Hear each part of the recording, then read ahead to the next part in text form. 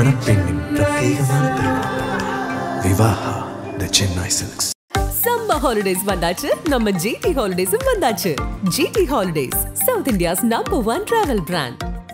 பழைய நகையை கொடுத்து வைட் 11 மந்த்ஸ்ல அதே அடைக்கு புது நகையை எடுத்துக்கோங்க. எக்ஸ்ட்ராவா ₹1 தர வேண்டாம். Magic old gold exchange. தமிழக பாஜக ஏற்கனவே பல அணிகளாக இருந்திருக்கு. இப்போ அபிஷியலா 2 அணிகளா மாறி இருக்கதா தகவல் சொல்லப்படுது. ஒன்னு பாஜக ஆ அணி, இன்னொன்னு பாஜக நா அணி.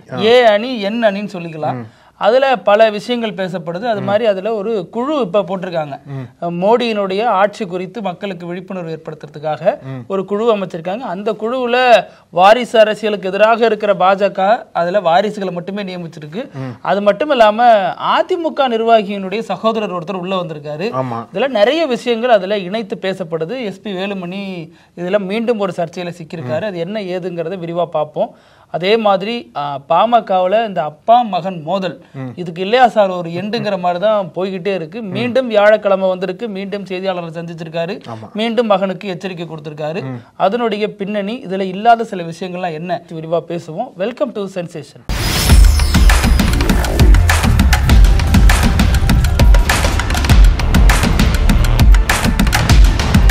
வணக்கம் பிருத்திவி. வணக்கம் அழகு. நீங்க சொன்னது போல இன்னைக்கு வியாழக்கிழமை, இன்னைக்கு மீண்டும் பாமக நிறுவனர் ராமதாஸ் அவர்கள் ஒரு பிரஸ் மீட்டை கொடுத்திருக்காரு. அதுல பல தகவல்களை பகிர்ந்துக்கிறார். வழக்கம் போலவே தான் தொடர்ந்து இந்த பேச்சுவார்த்தை நடந்துகிட்டே தான் இருக்கு அப்படின்ற மாதிரி சொல்றாரு. என்ன பேச்சுவார்த்தை அப்படின்னா அந்த சமாதான பேச்சுவார்த்தை சொல்றாருன்னு நினைக்கிறேன். அது மட்டும் இல்லாம அப்பா ஒருத்தருக்கு பதவி கொடுத்தாரு அப்படின்னா மகன் அவரை பதவியிலிருந்து தூக்குறாரு. அவரை தூக்கிட்டு இன்னொருத்தர் பதவி கொண்டு வர்றாரு இல்லையா. இந்த ஒரு பாக்ஸிங் வந்து தொடர்ந்து பாமகக்குள்ள பல நாட்களா போயிட்டே இருக்கு. எம்எல்ஏ அருளும் கௌரவ தலைவர் ஜி கே மணியும் ராமதாஸ் ஆதரவாளர்கள் அறியப்படுறாங்க. அதற்கு அவர் வச்சு செஞ்சுட்டு இருக்காரு அன்புமணி. இவர் பதவி இப்ப இணை பொதுச் செயலாளர் ஏதோ பொறுப்புலாம் கொடுத்திருக்காரு. இது இப்ப ராமதாஸ் வந்து அருளுக்கு வந்து மாநில அளவுல ஒரு பதவி கொடுத்தாரு. அருள் ஏற்கனவே வந்து சேலம் மாவட்டத்தோட மாநகர செயலராக இருந்திருக்காரு. அதோட தான் இந்த பதவி கொடுக்கப்பட்டது அவருக்கு. எப்போ ராமதாஸ் அருளை வந்து மாநில அளவுல பதவியில கொண்டு போனாரோ உடனே அன்புமணி வந்து அவரோட மாவட்ட பதவியை பிடுங்கியிருக்காரு. மாவட்ட பதவியை பிடுங்கி அவருக்கு பதிலாக வேற ஒரு ஆளை போட்டிருக்காரு. இதுவும் ராமதாஸை கோபப்பட வச்சிருக்கு. இப்படி அப்பா ஒரு பக்கம் மகன் ஒரு பக்கம் நியமிக்கிற நிர்வாகிகள் வந்து நீக்கிறது, மறுபடியும் நியமிக்கிறது, வேறொருத்தரை போடுறது அப்படின்ற பல போட்டிகள் வந்து கட்சிக்குள்ள போயிட்டு இருக்கிறதுனால சமீபத்தில் ஒரு மீம் வந்துச்சு இது சம்பந்தமா. ஆமா, இப்ப அந்த சூரியவம்சம் படத்துல பெரிய சரத்குமார் சொல்லுவார்ல, என்ற குடும்பத்துல எல்லாரும் வந்துட்டாங்க எடுறா போட்டோ அப்படின்னு. அந்த மாதிரி போட்டோ எடுக்கிறப்ப அதுல அன்புமணி மிஸ்ஸிங்னு கேட்டிருக்காங்க. இன்னைக்கு செய்தியாளர் சந்திப்புல அந்த கேள்வி முன்வைக்கப்பட்டிருக்கு. ஏன் அவங்களுடைய 60வது திருமண விழாவில் உங்க மகனை அழைக்கப்படலையா இல்ல நீங்க அழைக்கலையான்னு கேட்டப்ப இல்ல அவர் வரல அப்படின்னு அவர் பதில் சொல்லியிருக்காரு. அவர் வராதது எனக்கு பெரிய மன வருத்தம் அப்படின்னு சொல்லியிருக்காரு. ஏன்னா எல்லா திருமண நாள் விழாவிலையும் முதல் நாளா இவர் தான் வந்து வாழ்த்து சொல்லுவாராம். இந்த வாட்டி வரல, அரசியல் பிரச்சனை குடும்ப பிரச்சனையா மாறிடுச்சா அல்லது குடும்ப பிரச்சனை அரசியல் பிரச்சனையா மாறிடுச்சான்னு குடும்பத்தில் உள்ளவங்களுக்கும் தெரியல, கட்சியில் இருக்கிறவங்களுக்கும் புரியல. இதுல குறிப்பா சமீபத்தில் அன்புமணி என்ன ஒரு அட்டாக் வச்சார் அப்படின்னா திமுக வந்து பயப்படுது பாமகவை பார்த்து. இங்க இருக்கக்கூடிய சமுதாய மக்கள்லாம் திமுகவுக்கு ஓட் போட மாட்டாங்கன்னு சொல்லிட்டு பயத்துல இருக்காங்க. அதனாலதான் அந்த பிரச்சனை எல்லாம் கிளப்பி விடுறாங்கன்னு சொல்லிட்டு அன்புமணி சொன்னார் இல்லையா. அதை அடுத்த நாளே ராமதாஸ் வந்து மறுத்தார். இது வந்து 100% வடிகட்டின போயின்னு சொன்னாரு. இப்போ அன்புமணி கொடுக்கிற அந்த கருத்துக்களுக்கெல்லாம் ராமதாஸ் வந்து அவரே பதிலடி கொடுக்கிறார். இப்போ என்ன சொல்றாரு அப்படின்னா இந்த மாதிரி மூச்சு இருக்கிற வரைக்கும் நான் தான் பாமகவோட தலைவர். இது வந்து என்னோட நண்பர் கலைஞரோட பாணி. அதாவது கலைஞர் கடைசி வரைக்கும் தலைவராக இருந்தாரு. அவர் தான் ஆட்சியும் கட்சியும் வழிநடத்திட்டு இருந்தாரு. அவரோட இறுதி மூச்சு உள்ள வரைக்கும் அவர் தான் திமுக தலைவராக இருந்தார். அவர் தலைவராக இருக்கிற வரைக்கும் ஸ்டாலின் வந்து எந்த விதமான முணுமுணுக்களும் பண்ணல, எந்த விதமான எதிர்ப்பும் அவர் காட்டாமல் இருந்தாரு. அதே மாதிரி தான் அவரோட பாணியை கடைபிடிச்சுதான் நானும் வந்து கடைசி மூச்சு வரைக்கும் பாமக தலைவராக இருப்பேன். அன்புமணி செயல் தலைவராக இருப்பாரு. இப்ப அன்புமணி அட்டாக் பண்றார். எப்படி ஸ்டாலின் வந்து எந்த எதிர்ப்புமே காட்டாம கட்சியில் இருந்தாரோ அதே மாதிரி நீங்களும் இருக்கணும் அப்படின்ட்டு அன்புமணிக்கு ஒரு எச்சரிக்கை கொடுக்குற மாதிரி பேசுறாரு. இன்னைக்கு முன்னாடி நடந்த செய்தியாளர் சந்திப்புல ஒண்ணுல அவர் சொல்லியிருக்காரு, அப்பா தானே மன்னிப்பு கேட்டா என்ன ஆயிட போகுது அப்படின்னு கேட்டிருந்தாரு. அதற்கடுத்து அவர் தந்தையர் தினத்துல அன்புமணி வெளிப்படையாவே மன்னிப்பு கேட்டிருந்தாரு. அதுக்கப்புறம் இப்ப செய்தியாளர்களுக்கு அது கேட்கறப்ப மன்னிப்பு கேட்டிருக்காரு, என்ன நினைக்கிறேன்னு கேட்கறப்ப மன்னிப்பு கேட்டா அதெல்லாம் வந்து அது வேற, அதே நேரம் கடைசி மூச்சு வரைக்கும் நான் தான் இருப்பேன் அப்படின்னு மறுபடியும் ஒரே போட போட்டாரு. இதுல ஒரு மன்னிப்பு மட்டும் பத்தாது, நீங்க வந்து ஓப்பனா சொல்லணும். அன்புமணி வந்து நான் செயல் தலைவரா இருக்கேன் அப்படின்றத ஓப்பனா டிக்ளேர் பண்ணணும் அப்படின்றது எதிர்பார்க்கிறார் போல ராமதாஸ் வந்து. இதுல குறிப்பா இன்னொரு விஷயம் என்ன சொல்றாரு அப்படின்னா அன்புமணி வந்து 3 ஆண்டுகளா தலைவரா இருந்தாரு. இப்போ என்னோட மனசு வந்து சொல்லுது என்கிட்ட நீங்க மறுபடியும் தலைவரா வரணும்னு சொல்லிட்டு மனசு சொல்லுது. என்னோட மனசாட்சி படிதான் நான் வந்து தலைவரா இருக்கேன். அதாவது நான் எத்தனையோ எம்பிக்கள் உருவாக்கி இருக்கேன், எம்எல்ஏக்கள் உருவாக்கி இருக்கேன், கட்சியில் இருக்கக்கூடிய பல நிர்வாகிகள் வந்து நான் வந்து உயர்த்தி விட்டுருக்கேன். இப்போ வந்து என்னோட மனசாட்சிப்படி தான் நான் வந்து பாமகவோட தலைவராக இருக்கேன். இறுதி மூச்சு வரைக்கும் நான் தான் தலைவர், நான் மட்டுமே தான் தலைவர் அப்படின்றத மீண்டும் மீண்டும் அழுத்தம் திருத்தமா ராமதாஸ் வந்து வலியுறுத்தி இருக்காரு. ஆணி அடிச்ச மாதிரி சொல்லிருக்காரு. இதுக்கு அன்புமணி இது வரைக்கும் நம்ம பேசுற வரைக்கும் ரெஸ்பாண்ட் எதுவும் பண்ணல. அவர் தொடக்கத்துல இருந்து ரெஸ்பாண்ட் பண்ணல. இந்த விஷயத்தை பொறுத்த வரைக்கும் உள்ளுக்குள்ளதான் சில அரசியல் நகர்வுகள்லாம் பண்ணிட்டு இருக்காரு. வெளிப்படையா தந்தைக்கு எதிராகவோ பாமகவுக்கு எதிராகவோ எந்த ஒரு அரசியல் நகர்வையும் முன்னெடுக்கல. அப்படி எடுத்தா அது அவரது அரசியல் எதிர்காலத்துக்கு பெரிய வீழ்ச்சி அமையும் நல்லா தெரிஞ்சிருக்கு அவருக்கு. அதனால அது பண்ணல. இதுல இப்ப காலையில இருந்து ஒரு வீடியோ வைரல் ஆயிட்டு இருக்கு. என்னன்னா ஒரு ஸ்பீச் பயங்கரமா பிராமணர்களையும் RSS-ஐயும் பாஜகவையும் பின்னாடி வச்சு சாத்துறாரு ஒரு பெரியவர். யாரு என்னன்னு பார்த்தா அவர் ராமதாஸ். அப்போ வந்து ஒரு முடி வெள்ளையா இருக்கு, மீச வெள்ளையா இருக்கு, கண்ணாடி பெரிய கண்ணாடி போட்டிருக்காரு. அது ஒரு 80 அந்த காலகட்டத்தில் பேசின ஸ்பீச் மாதிரி இருக்கு. இவரா இப்படி பேசியிருக்காரு அப்படின்னு பலரும் இப்போ அந்த வீடியோ எடுத்து போட்டுட்டு இருக்காங்க.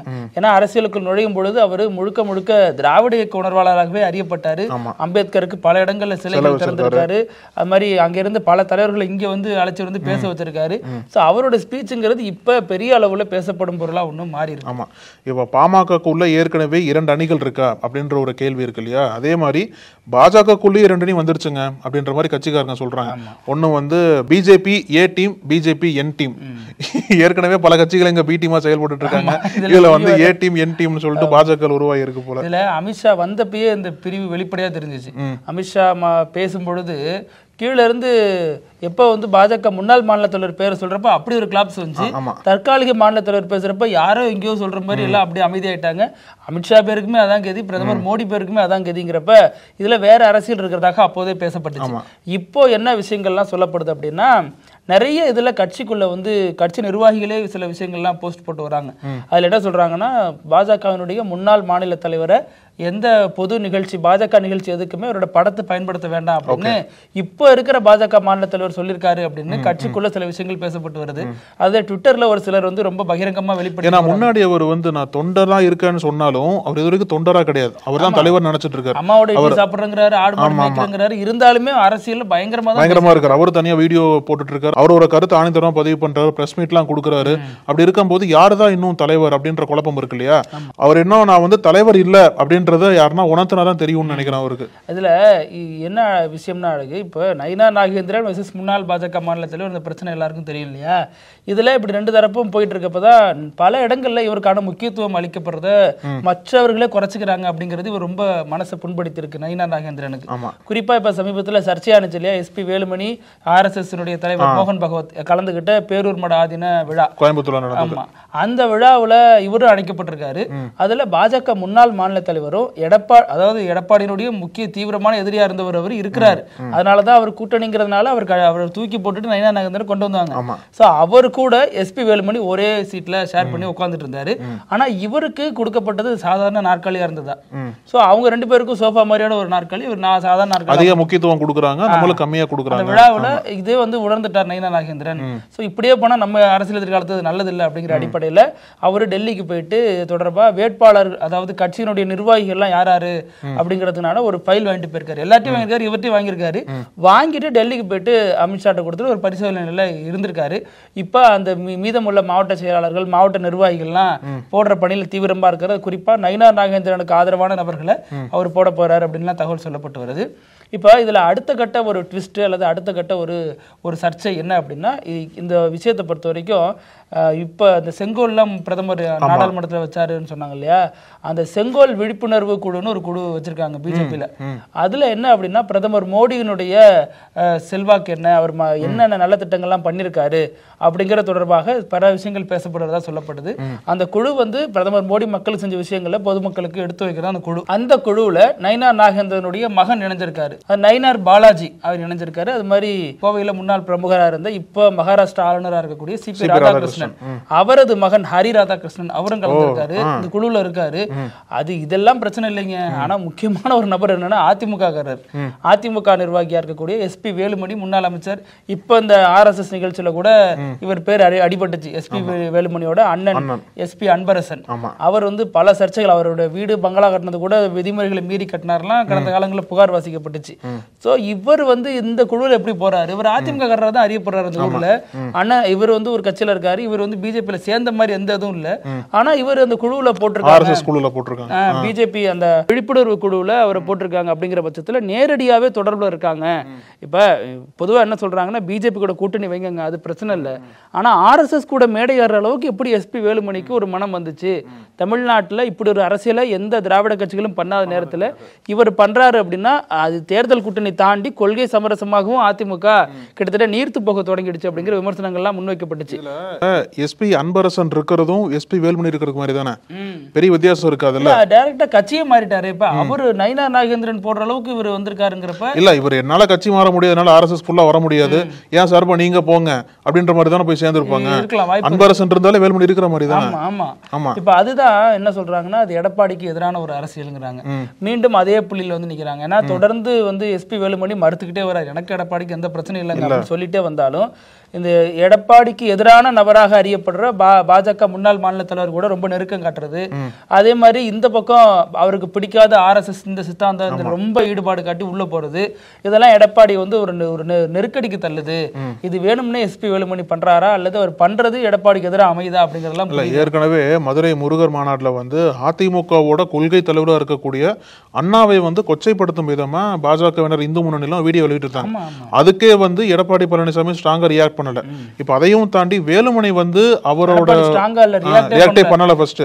அதையும் தாண்டி வேலுமணி வந்து எடப்பாடியை மீறி இந்த அளவுக்கு ஆர்எஸ்எஸ் கூட நெருக்கமா போறாரு அப்படின்னா கட்சியோட கொள்கை கட்சியோட எதிர்காலம்லாம் பெரிய கேள்விக்குறையாது. அதுவும் குறிப்பா சொல்லணும் அப்படின்னா அந்த கொங்கு பெல்ட்ல அதிமுக ஸ்ட்ராங்கா இருக்காங்க. ஏன்னா பல முக்கிய தலைவர்கள் அங்கிருந்தா வராங்க. எடப்பாடி பழனிசாமி ஆகட்டும், அப்புறம் தங்கமணி, வேலுமணி, செங்கோட்டையன் எல்லாருமே அந்த பகுதியை சேர்ந்தவங்க தான். அந்த பகுதியில வந்து கட்சி செயல்பாட்டுக்கு மீறி ஆர்எஸ்எஸ் ஓட வேலுமணியோட நெருக்கம் வந்து அதிகரிக்கும் போது அந்த ஒரு பகுதியிலேயே கட்சிக்கு பாதிப்பா இருக்கும். ஏற்கனவே தமிழகம் முழுக்க பல தேர்தல்கள் அதிமுக தோல்விதான் கிடைக்குது. இப்ப அந்த ஒரு ஸ்ட்ராங்கான பகுதியிலேயே வந்து மீண்டும் கட்சிக்கு பாதிப்பு கொடுக்கிற விதமா வேலுமணி பண்றாரு அப்படின்னா இது வந்து நிச்சயமா எடப்பாடி பழனிசாமிக்கு நம்ம ஏற்கனவே திமுக கூட்டணி பல சிக்கல் இருக்கு, அந்த ஒரு சிக்கல் தனியா இருந்தாலும் இந்த கட்சி சிக்கல் என்பது உட்கட்சி சிக்கல் என்பது எடப்பாடி பழனிசாமிக்கு அதிகமா போயிட்டு இருந்தா சொல்ல முடியும் நம்மளால. அப்புறம் நிகழ்ச்சியினுடைய இறுதி பகுதி இப்படி எல்லாமா நடக்கும் அப்படிங்கிறது இது நடக்கல, ஒரு மிதந்துகிட்டே பேசியிருக்காரு. என்ன அப்படின்னா சமீபத்தில் தமிழ்நாட்டில் பெரிய அளவில் ட்ரெண்டிங் ஆகிட்டு இருக்கிறது. சொல்ல போனா இந்திய அளவில் ஹேஷ்டாக் கூமாப்பட்டி அப்படிங்கிறது பலரால தேடப்பட்டு வருது. என்ன கூமாப்பட்டி, என்ன பிரச்சனை அப்படின்னா ஒரு நபர் வெளியிட்ட வீடியோ தான் அந்த அளவுக்கு. அந்த சிட்டிசன் படத்துல ஒரு ஊர் காணாம போகும்ல, அது மாதிரி இப்படி ஒரு ஊர் இருக்கா அப்படின்றதே இப்போ இந்தியா ஃபுல்லா தேடிட்டு இருக்கு, எங்க இந்த ஊர் இருக்கு அப்படின்ட்டு. ஏன்னா அந்த வீடியோல பேசக்கூடிய நபர் பின்னாடி பாருங்க காஷ்மீர், இந்த பக்கம் பாருங்க கர்நாடகா, அந்த பக்கம் மறந்து ஒரு தனி தீவுங்க இது அப்படின்றாரு. ஆமா இது தனி தீவு இங்க. அதுவும் இல்லாம அதுல நிறைய மூலிகை எல்லாம் இருக்கிற மாதிரி சொல்றாரு. இந்த ஊர்ல வந்து குளிச்சு பாருங்க எல்லா வியாதியும் போயிடும், ஒர்க் பிரஷரா இங்க வாங்க, லவ் ஃபெயிலியரா இங்க வாங்க, லவ் ஃபெயிலியரா இங்க வாங்க அப்படின்னு இந்த ஊருக்கு கூவி கூவி நிறைய விஷயங்களை சொல்லியிருக்காரு. இதை பார்த்து பல பேர் என்ன பண்ணிட்டாங்க, கூமாப்பட்டி எங்க இருக்குன்னு கூகுள்ல சர்ச் பண்ணி அது விருதுநகர் வத்திராயிரு பக்கத்துல இருக்குப்பா அப்படின்னு தெரிஞ்சுக்கிட்டு கிடுகிடுன்னு கிளம்பி போயிருக்காங்க. அங்க போன ஊர் மக்கள் இதே வேலையா யாயா டெய்லி வரீங்க, அதெல்லாம் பழைய வீடியோப்பா அப்படின்னு சொல்லி அவங்க மனநிலையை மாத்தி அனுப்பியிருக்காங்க. என்ன பழைய வீடியோங்கிறீங்க அப்படிங்கிறப்ப அது எப்பயோ எடுத்த வீடியோங்க, அது இப்ப எல்லாம் கிடையாது. அந்த இடத்துல குளிக்கவே முதல்ல அனுமதி கிடையாது, முதல்ல அது அவ்வளவு தண்ணி இங்க கிடையாது, இப்ப எல்லாம் ரொம்ப ட்ரை ஆயிடுச்சு, முன்னாடி மாதிரி கிடையாதுங்க அப்படின்னு சொல்லிட்டாங்க. பொதுப்பணித்துறை அறிக்கை கொடுக்குற அளவுக்கு வந்துருச்சு அந்த வீடியோ. ஆமா அந்த அளவுக்கு அது வைரலா போயிட்டு இருந்தது. பொதுப்பணித்துறை சொல்றாங்க அப்படிலாம் ஒண்ணும் இல்ல, அங்க சுற்றுலா பெண்கள் யாரும் போக வேண்டாம், அங்க வந்து அந்த வீடியோ பழைய வீடியோ அப்படின்னு சொல்லிட்டு பொதுப்பணித்துறையே விளக்கம் கொடுக்குற அளவுக்கு இந்த நிலைமை வந்துடுச்சு. பார்த்து பண்ணுங்க, போகணுங்கிறது தப்பு இல்ல, எங்க போனது உண்மையிலே இப்படி இடம் இருக்கான்னு தெரிஞ்சுக்கிட்டு போங்க. ஆமா பழசோ புதுசோ அந்த கூமாப்பட்டி அப்படின்ற ஒரு பேர் வந்து ரொம்ப பிரபலமாயிருச்சு. ஒரு வகையில இந்த மக்கள் மகிழ்ச்சியா தான் இருக்காங்க, ஒரு வகையில இப்படி அடிக்கடி வந்துட்டு போறவங்களுக்கு தொந்தரவா இருக்கு. இனிமேல் எங்க ஊர் சிங்கப்பூர் அப்படின்னு பேர்ல வடிவ ஒரு படத்துல அது மாதிரி தான் கூமாப்பட்டிக்கு வந்து எந்த மாவட்டமும் தேவையில்லை, ஒரு ஊர் பேர் சொன்னாலே போதும். அந்த அளவுக்கு சோசியல் மீடியா ஃபுல்லா பிரபலப்படுத்திட்டாங்க. இதே மாதிரி நாளைக்கும் பல செய்திகளோட சந்திக்கலாம். நன்றி, தொடர்ந்து பேசலாம். நன்றி. நக்கீரன் டிவிக்கு சப்ஸ்கிரைப் செய்யுங்கள். உங்கள் ஆதரவே எங்கள் பலம். ஆசிரியர்களுக்கு நண்பனாகவும் மாணவர்களுக்கு ஆசானாகவும் திகழும் தேர்வு வழிகாட்டி. ஒவ்வொரு பாடத்திற்கும் அனுபவமிக்க ஆசிரியர்களின் துல்லியமான தெளிவான விடைகள். CNC இருக்கு, தேர்வு பயம் எதற்கு? இது தீரன் பப்ளிஷிங் ஹவுஸ் விற்பனை வெளியீடு.